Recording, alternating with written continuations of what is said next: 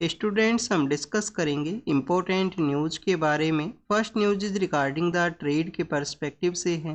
Ministry of commerce and industry के द्वारा trade के रिगार्डिंग में जो डाटाज हैं उनको रिलीज किया गया। उनके अंदर बताया गया है कि हमारे कंट्री का जो करंट अकाउंट है उसके डेफिसिट के जो नंबर्स हैं वो रिड्यूस हुए हैं। स्टूडेंट्स प्रेजेंट समय के अंदर भी जो करंट अकाउंट है वो डेफिसिट के अंदर है, बट आप देखिए कि उसके जो नंबर्स हैं वो रिड्यूस हुए हैं। अगर हम कंपेयर करें तो 42 मंथ्स के कंपैरिजन के अंदर में फर्स्ट टाइम जो लोअर नंबर्स हैं, जो करंट अकाउंट डेफिसिट के जो नंबर्स हैं वो यहाँ पे अचीव हैं, वो किए गए।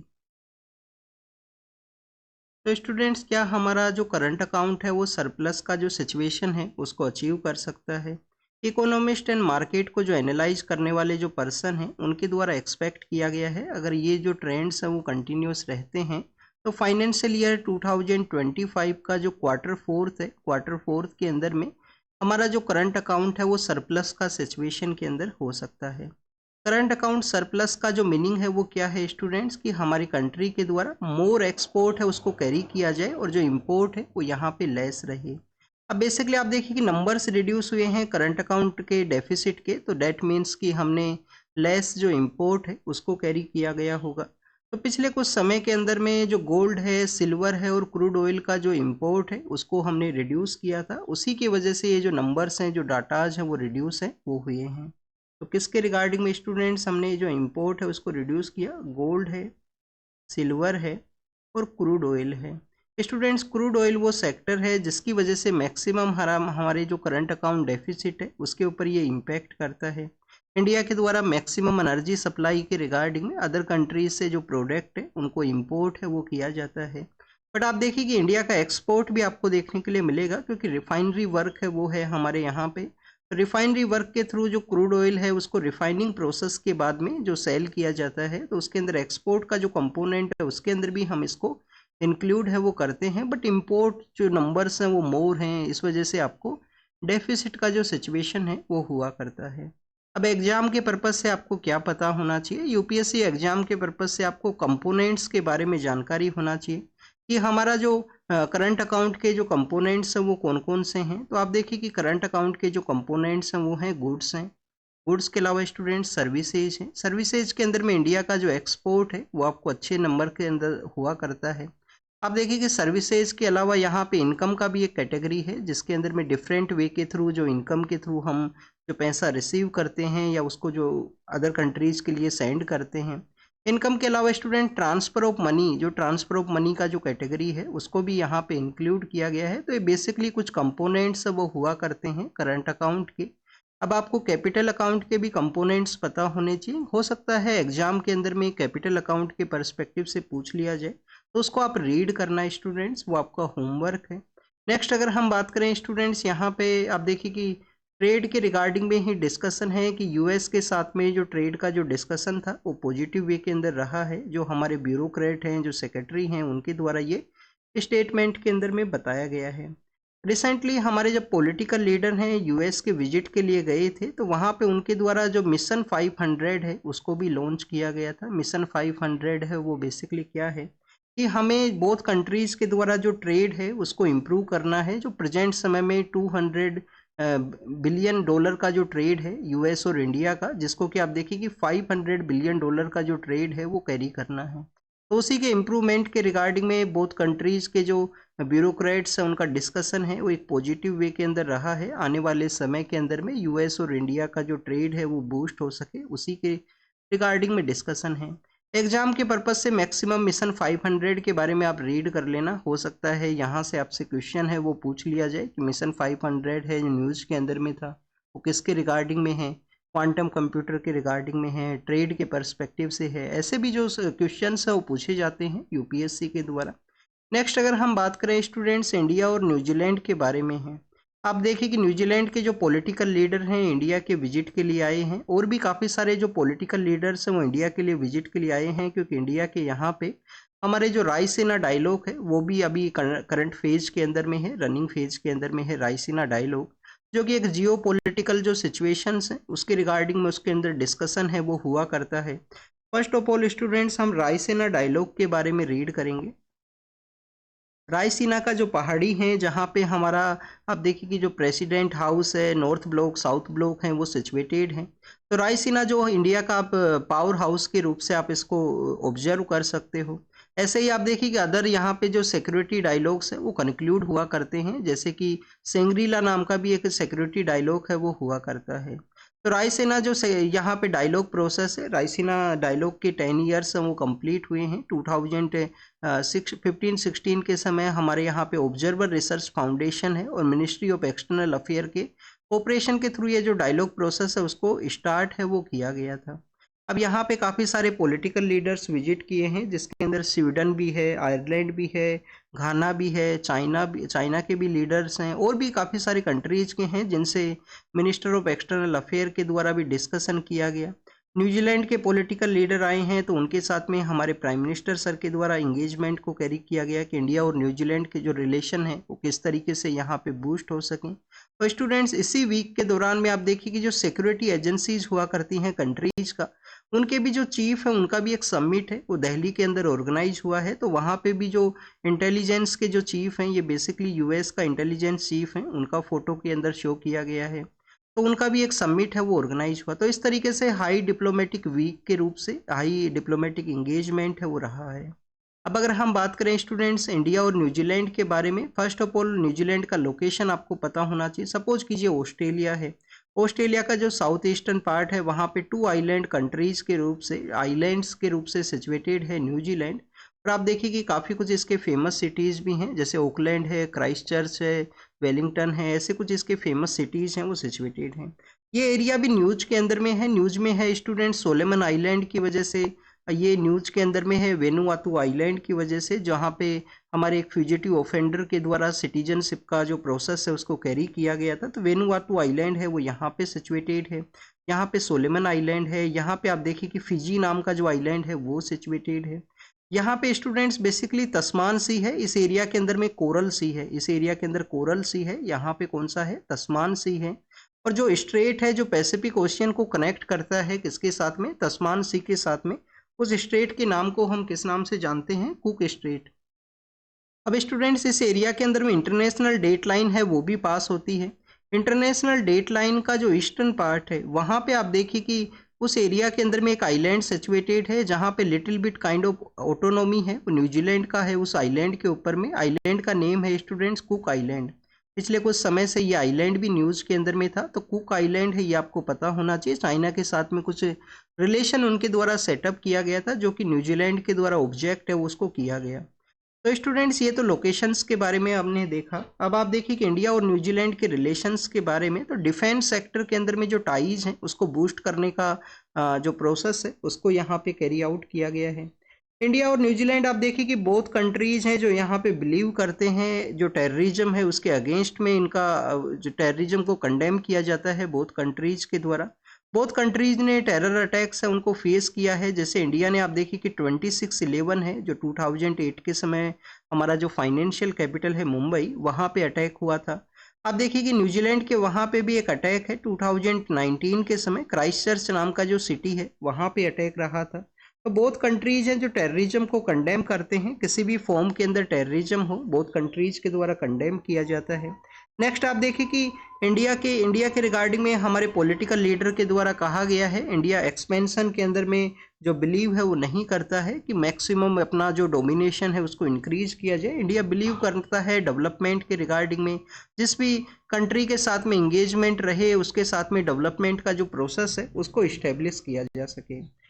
इसके अलावा स्टूडेंट्स बोथ कंट्रीज के द्वारा डिफेंस एंड मैरीटाइम कोऑपरेशन को कैरी आउट किया गया। बोथ कंट्रीज का आप देखिए कि जो यहाँ पे कंबाइंड टास्क फोर्स है उसको डेवलप किया गया है। एक कंबाइंड टास्क फोर्स है 150 लोगों का, जो कि इंडियन ओशन रीजन के अंदर में पोस्टेड रहेगा। हमारे जो स्पोर्ट्सिंग ईयर हैं जहाँ पे 1 सेंचुरी है वो कंप्लीट हुआ है इंडिया और न्यूजीलैंड का जो इंगेजमेंट है। तो ये बेसिकली कुछ हमने यहाँ पे डेट इंडिया और न्यूजीलैंड के रिलेशन के बारे में रीड किया। अब आपके लिए एक होमवर्क है। होमवर्क आपके लिए ये है कि आप देखिए कि स्टूडेंट्स न्यूजीलैंड के वहाँ पे एक रिवर है, न्यूजीलैंड के वहाँ पे एक रिवर है जिसको कि लिविंग एलिमेंट के रूप से, लिविंग ह्यूमन बीइंग के रूप से रिकॉग्नाइज किया गया था उस रिवर को। फिर उसके बाद में आप देखिए उत्तराखंड हाई कोर्ट के द्वारा भी जो ट्रीज हैं उनको एक जो ह्यूमन बीइंग के रूप से रिकॉग्नाइज है वो कर दिया गया था आर्टिकल 21 के अंडर में। तो न्यूजीलैंड का उस रिवर के बारे में आप रीड करना। न्यूजीलैंड को वैसे कीवीज के नाम से भी जाना करते हैं, कीवी नाम का जो बर्ड है उसका प्रेजेंस हुआ करता है वहाँ पे।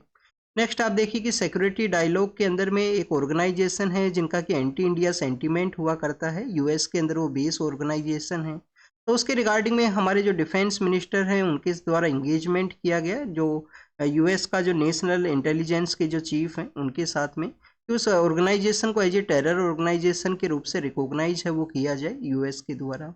नेक्स्ट अगर हम डिस्कस करें स्टूडेंट्स यूएस के, वहाँ पे आप देखिए कि जब डोनाल्ड ट्रंप है जो न्यू प्रेसिडेंट है यूएस के, वो पावर के अंदर में आए थे, तो उनके द्वारा कहा गया था कि पीस का इस्टेब्लिशमेंट करना है उनके द्वारा, चाहे इजराइल और हमास का जो कॉन्फ्लिक्ट है उसके रिगार्डिंग में। पर जिस तरीके से यूएस के जो अर्लियर प्रेसिडेंट्स के द्वारा अटैक किया जाता है डिफरेंट डिफरेंट पार्ट्स के अंदर में, तो उसी तरीके से आप देखिए कि अटैक किया गया है यमन के वहाँ पे होती रेबल ग्रुप्स का जो वहाँ पे डोमिनेटेड एरिया है।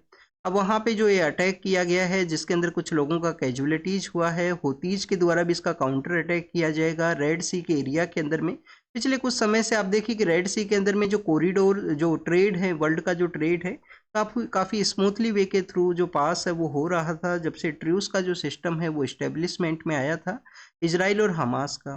बट अब अटैक किया गया है तो आने वाले समय के अंदर डिस्टरबेंस का सिचुएशन हो सकता है। यूएस को यहाँ पे होतीज के साथ में इंगेजमेंट को कैरी आउट करने का ज़रूरत है, जिससे कि जो ट्रेड है वो यहाँ पे स्मूथली वे पीसफुल वे के अंदर में पास है वो हो सके।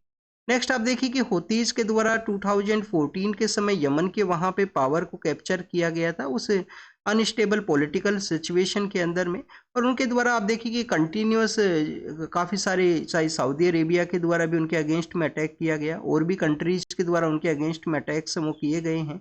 उन सभी अटैक्स को डिफेंड करते हुए आज ऑलरेडी यमन जो कि one of the poorest country है अरेबियन पेनिनसुलर रीजन का, मिडिल ईस्ट का, तो आप देखिए उसके ऊपर में उनका डोमिनेशन है प्रेजेंट समय के अंदर में। तो इस तरीके से जो भी टेरर ऑर्गेनाइजेशन है उसको डील करना है तो उसके साथ में इंगेजमेंट का जो प्रोसेस है वो इम्पोर्टेंट है। अगर आप कंटिन्यूस वॉर की सिचुएशन के थ्रू अगर आप उनको फेस करोगे तो आप देखिए कि रिसेंट ईयर्स के अंदर में कुछ फेलियर्स भी रहे हैं, जैसे कि तालिबान का फेलियर रहा। तालिबान के साथ में कंटिन्यूस यूएस फोर्सेज के द्वारा उसका जो अटैक्स है वो किए गए थे, बट कंप्लीटली वे के अंदर में तालिबान है उसको रिमूव नहीं किया गया है। एचटीएस के द्वारा पावर को टेक ओवर किया गया, और भी काफ़ी सारे इंसर्जेंट ऑर्गेनाइजेशंस हैं जिनके द्वारा डिफरेंट डिफरेंट एरियाज के अंदर में कंटिन्यूस अपना प्रेजेंस को शो किया गया, डिफरेंट डिफरेंट काइंड ऑफ जो कॉन्फ्लिक्ट्स हैं उनको फेस करते हुए भी। तो इनको ऐसे ऑर्गेनाइजेशंस को अगर आपको डील करना है तो आपको जो इंगेजमेंट है उसको कैरी आउट करने का ज़रूरत है। नेक्स्ट अगर हम बात करें स्टूडेंट्स, नेक्स्ट न्यूज़ है माइग्रेंट्स के बारे में। तो आप देखिए कि माइग्रेंट्स के बारे में हमारे जो पॉलिटिकल लीडर है, एक अपोजिशन का जो पॉलिटिकल पार्टी है उनसे रिलेटेड उनके द्वारा लिखा गया है कि हमारे एरिया के अंदर में जो माइग्रेशन है वो आप देखिए कि आपको पॉलिसी इशू है वो नहीं देखने के लिए मिलेगा, कोई पॉलिसी का जो इशू है वो नहीं है। बेसिकली हमारे जो कंट्री के एरिया के अंदर में जो माइग्रेशन है one kind of human history के रूप से आप इसको ऑब्जर्व कर सकते हो। एमिग्रेशन इंटरनल पार्ट है ह्यूमन हिस्ट्री का, जो सिविलाइजेशन की शेपिंग का, इकोनॉमिक एंड सोसाइटल जो अक्रॉस द ग्लोब है उनकी रिगार्डिंग में एक एस्पिरेशन है, या उस तरीके से जो डेवलपमेंट है उसको कैरी आउट करने के रिगार्डिंग में लोगों के द्वारा जो एमिग्रेशन है उसको कैरी आउट किया जाता है। बट स्टूडेंट्स यहाँ पे बताया गया है कि जो प्रेजेंट समय में यूएस के वहाँ से जो इंडियंस को डिपोर्ट किया गया, तो आप देखिए कि इंडिया के द्वारा सिर्फ ओनली जो लेबरर पर्सनस हैं उन्हीं को डिपोर्ट, उन्हीं को जो उन्हीं का माइग्रेशन है वो नहीं हुआ करता है। काफ़ी सारे हमारे यहाँ पे जो टेक लीडर्स हैं, ग्लोबल जो एमएनसीज हैं उनके जो लीडर्स हैं वो भी आप देखिए कि इंडियन ओरिजिन से ही बिलोंग करते हैं, चाहे सुंदर पिचाई हों, सत्या नडेला हों। तो यहाँ पे बेसिकली उसको मेंशन करते हुए इनके द्वारा मेंशन ये किया गया कि अमेरिकन जो ड्रीम है वो one kind of economic opportunity को क्रिएट करते हैं, सोशल मोबिलिटी कैरी आउट करते हैं, बेटर फ्यूचर्स के रिगार्डिंग में रेमिटेंस के थ्रू वो जो लोग हैं, तो आप देखिए कि 120 बिलियन के आसपास जो पैसा है उसको सेंड किया जाता है हमारे जो पर्सनस हैं जो अदर कंट्रीज़ के अंदर में गए हैं। बट कुछ ऐसे भी लोग हैं जो इलीगल वे के थ्रू एंट्री को कैरी आउट करते हैं, उसके भी काफ़ी सारे नेगेटिव इम्पैक्ट हैं। काफ़ी सारे लोग हैं हमारे जो प्रोस्परस स्टेट्स के एरियाज़ हैं हमारे कंट्री के अंदर में, वहाँ से भी लोग गए हैं, और आप देखिए कि उनका कोई रास्ते के अंदर में किसी का डेथ हुआ है, किसी का आप देखिए कि कैजुअलिटीज हैं वो सामने आई हैं। तो इस जो डेट इलीगल वे के थ्रू जो लोग यहाँ पे माइग्रेट करते हैं तो उनको रेगुलेट करने का ज़रूरत है। इंडिया को फिर से as a land of hope के रूप से सेटअप है वो किया जाए। नेक्स्ट अगर हम बात करें स्टूडेंट तालिबान के रिगार्डिंग में है, तालिबान के द्वारा 2021 के समय में अफगानिस्तान के वहाँ पे पावर है उसको कैप्चर किया गया। तो आप देखिए कि यूएस का फोर्स है, इसका विड्रॉल होता है, तालिबान पावर के अंदर में आता है। इंडिया के द्वारा अपना किसी भी तरीके से जो इंगेजमेंट है वो नहीं किया गया था उनके द्वारा, फिर इंडिया के द्वारा अपना एम्बेसी को ओपन किया गया। रिसेंटली कतर के अंदर में तालिबान के जो लीडर्स हैं उनके साथ में हमारे जो फॉरेन सेक्रेटरी हैं उनका डिस्कशन रहा है। एग्जाम के पर्पज से क्या इंपॉर्टेंट है, इनका इंपॉर्टेंट ये बताया गया है कि तालिबान एक तरफ आप देखिए कि वहाँ पे जेंडर अपार्थाइड है उसको प्रैक्टिस किया गया है कि वुमेन्स को कम्प्लीटली बैन कर दिया गया। वुमेन्स के रिगार्डिंग में जो एजुकेशन है उसको बैन कर दिया गया। काफ़ी सारे ऐसे भी एरियाज हैं जहाँ पे वो अपना एंट्री है उसको नहीं कैरी आउट कर सकते हैं।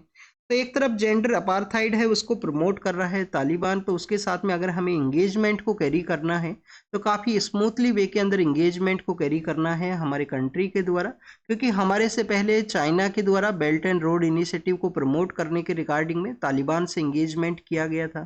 फिर चाइनीज जो पर्सनल्स हैं उनके ऊपर अटैक रहा अफगानिस्तान के अंदर में।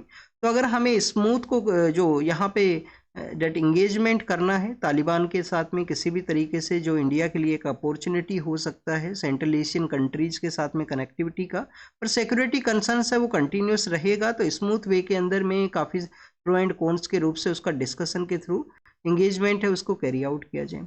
ये आपसे जीएस पेपर सेकंड के अंदर क्वेश्चन है वो पूछा जा सकता है, क्या इंडिया के द्वारा इस तरीके से एक्सट्रीमिस्ट ऑर्गेनाइजेशन की वन साइड इंडिया आप देखिए कि डेट टेररिज्म को कंडेम करता है हर एक फॉर्म के अंदर में, और अदर साइड इस तरीके से अगर एंगेजमेंट है तो इसको आप क्रिटिकल वे के अंदर एनालाइज कीजिए, हमारे सिक्योरिटी के ऊपर किस तरीके से इम्पैक्ट होगा। तो ऐसे आपसे जो सवाल हैं वो पूछे जा सकते हैं मेंस के पेपर के अंदर में। नेक्स्ट अगर हम बात करें स्टूडेंट्स इलेक्टोरल रिफॉर्म के बारे में है, आप देखिए कि इलेक्टोरल रिफॉर्म का अभी जो रिसेंट डेवलपमेंट हुआ था उसके बारे में डिस्कस किया गया है कि यहाँ पे कौन कौन से एरियाज़ के अंदर में हमें जो डेट अमेंडमेंट्स हैं उसको कैरी आउट किया जाएगा। तो आप देखिए कि सबसे पहले तो आपको आर्टिकल 324 होना चाहिए पता, जो जिसके अंदर इलेक्शन कमीशन को पावर है किसी भी इलेक्शन प्रोसेस का जो सुपरिंटेंडेंस है, डायरेक्शन है और कंट्रोल है उसको कैरी आउट करने का। तो स्टूडेंट्स इलेक्टोरल रोल्स के रिगार्डिंग में रिप्रेजेंटेशन ऑफ पीपल्स एक्ट है, रिप्रेजेंटेशन ऑफ पीपल्स एक्ट है 1950 का। इलेक्शन रूल्स हैं, इलेक्शन के जो रूल्स हैं 1960 के, तो इनके थ्रू हमारे यहाँ पे इलेक्शन प्रोसेस का जो रेगुलेशन है वो हुआ करता है। पर ओवर द ईयर्स जो वोटिंग प्रोसेस है उसके अंदर भी चेंज आया है। आप देखिए कि स्टूडेंट्स फर्स्ट टू हमारे जो जनरल इलेक्शंस से 1952 है 1957 है, उस दौरान में दो बॉक्स हैं वो हुआ करते थे, बॉक्सेज रखे जाते थे, बॉक्सेज के ऊपर नेम है वो हुआ करता था पर्सन्स का। उसके अंदर में आपको एक जो यहाँ पे बैलेट पेपर है उसको डालना होता है। बैलेट पेपर के ऊपर किसी का भी जो नेम है वो नहीं मेंशन हुआ करता था, बट वो नंबर्स हैं, इस कैंडिडेट को इतने वोट आए, उनका नेम यहाँ पे लिखा है, इसका यहाँ पे नेम लिखा है, उसके बेसिस पे वो वोटिंग का जो काउंटिंग है वो हुआ करता था। फिर 1962 के समय जब थर्ड जनरल इलेक्शंस कंडक्ट होते हैं तो उस समय में बैलेट पेपर का जो यूज है वो किया गया था कि यहाँ पे जो पर्सन है उनका जो नेम है वो मेंशन है, उनका जो सिंबल है वो मेंशन है। फिर लेटर फेज के अंदर में आपको और भी डेवलपमेंट देखने के लिए मिलेगा कि 2004 के जब जनरल इलेक्शंस कंडक्ट हुए तो ईवीएम है उसको यूज किया गया कंप्लीट इंडिया के अंदर में, ईवीएम को यूज किया गया। 2019 के समय फिर आप देखिए कि वीवीपैट है उसको यूज किया गया, जिससे कि वोटर को वेरिफिकेशन रहे, अपना जो किसको वोट है वो दिया है उसका एक स्लिप जनरेट होता है जिसको ऑब्जर्व है वो कर सकता है। फिर स्टूडेंट्स उसके भी क्लियरिफिकेशन के रिगार्डिंग में रैंडम कुछ बूथ हैं वो सिलेक्ट किए जाते हैं हर एक कॉन्स्टिट्यूएंसी के अंदर में, उनका वीवीपैट का जो काउंटिंग है वो हुआ करता है। टोटलाइजर मशीन्स है उसका इम्प्लीमेंट के बारे में डिस्कशन है वो न्यूज़ के अंदर रहा करता है। अभी रिसेंटली कंट्रोवर्सी है वो क्या है, फर्स्ट कंट्रोवर्सी है स्टूडेंट्स की बैलेट पेपर के थ्रू इलेक्शंस को कंडक्ट किया जाए जिसको रिजेक्ट कर दिया गया। सेकंड आप देखिए कि 100% जो वीवीपैट्स है उनको कैलकुलेट किया जाए, तो वीवीपैट का भी जो कैलकुलेशन है उसको भी रिजेक्ट किया गया है। और थर्ड स्टूडेंट्स अगर हम बात करें वोटर लिस्ट का जो कंट्रोवर्सी क्रिएट हुआ तो उसके रिगार्डिंग में इलेक्शन कमीशन के द्वारा पॉलिटिकल पार्टीज के साथ में जो डिस्कशन है वो किया गया है कि जो हमारा यहाँ पे unique identification authority of India है, आधार कार्ड जिनके द्वारा प्रिपेयर किया जाता है, और एपिक है उसका यहाँ पे एपिक जो इलेक्शन का हमारा कार्ड है, जो इलेक्टोरल फोटो आइडेंटिटी कार्ड है, उसका लिंकेज किया जाए जिससे कि किसी भी तरीके का जो डुप्लीकेशन है वो ना क्रिएट हो।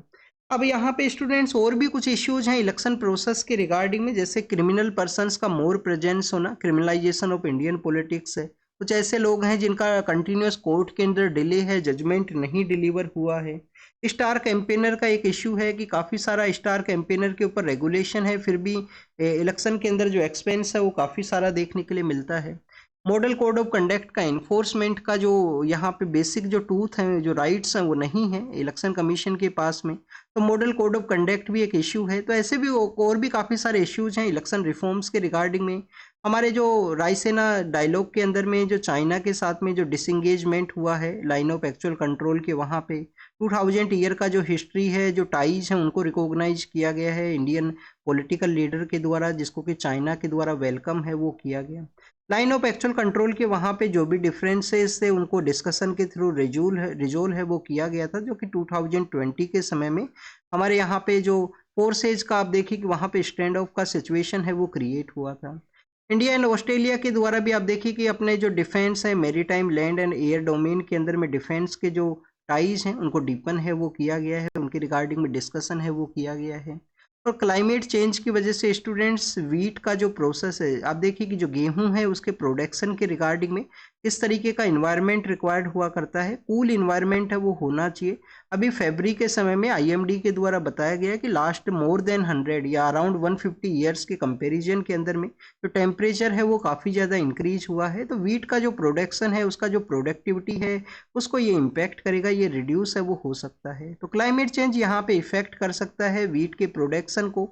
अनसीजनल काफ़ी बार बारिश देखने के लिए मिलती है, स्पेशली हार्वेस्टिंग के समय बारिश होना वो भी इम्पैक्ट करता है, जो किसी भी क्रॉप का जो प्रोडक्शन है उसको डैमेज करता है। तो उसी को बताया गया है कि राइस के बाद में सेकंड जो कंज्यूम हमारे यहाँ पे जो फूड आइटम है वो वीट है बेसिकली।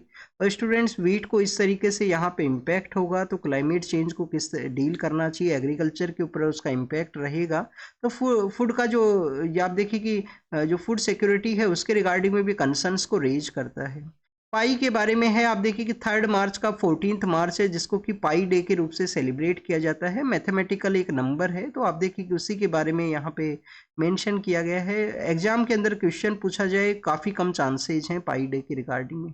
नेक्स्ट अगर हम बात करें बार काउंसिल ऑफ इंडिया, जो कि एक इम्पोर्टेंट इंस्टीट्यूशन है हमारे यहाँ पे लीगल स्टडीज़ के रिगार्डिंग में, तो जो आप देखिए कि डिजिटल प्लेटफॉर्म्स के थ्रू जो मिस इन्फॉर्मेशन स्प्रेड किया गया है कुछ क्रिटिकल लीगल इश्यूज के रिगार्डिंग में, उसके पर्सपेक्टिव से बार काउंसिल है उसके द्वारा कंसर्न्स को रेज किया गया कि इस मिस इन्फॉर्मेशन है उसको कंट्रोल करना चाहिए, उसको यहाँ पे किसी भी तरीके से रेगुलेशन है उसको कैरी आउट किया जाए।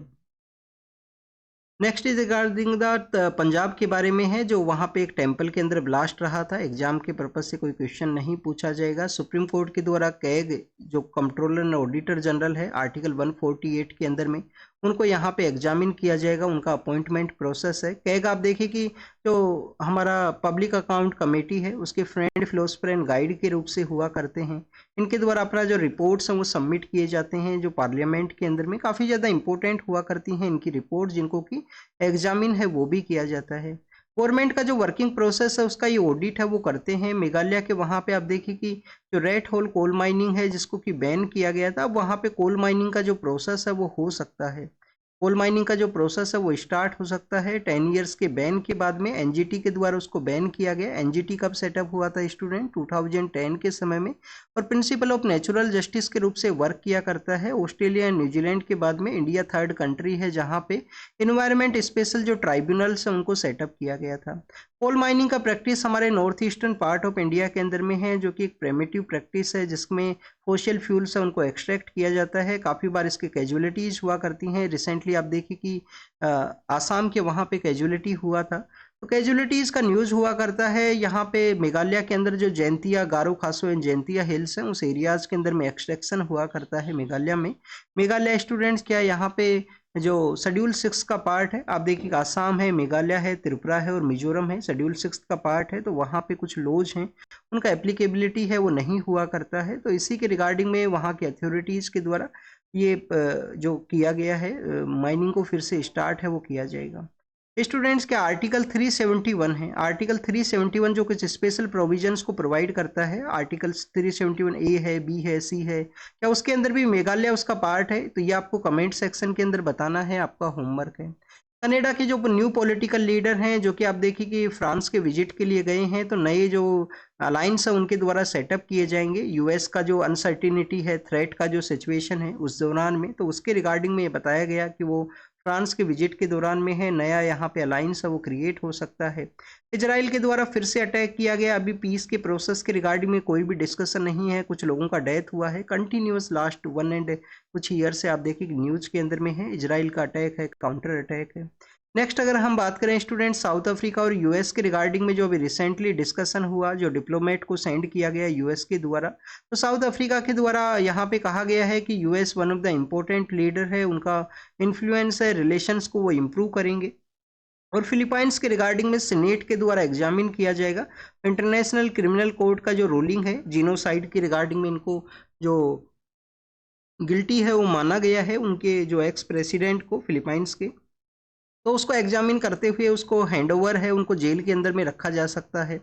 नेक्स्ट अगर आप देखिए कि यहाँ पे यूएस के स्ट्राइक के बारे में है, यूएस के द्वारा जो स्ट्राइक किया गया है होतीज के ऊपर में, और यहाँ पे डिस्कशन किया गया है स्टूडेंट्स, जो यूएस के प्रेसिडेंट एंड रशिया के पॉलिटिकल लीडर हैं उनका डिस्कशन रहेगा यूक्रेन वॉर के रिगार्डिंग में। तो this is all the information related to the today's newspaper. आप इसको रीड कीजिए, रिवाइज कीजिए, जो भी इन्फॉर्मेशन आपको मिला है उसको नोट डाउन कीजिए। Thank you students, thank you very much.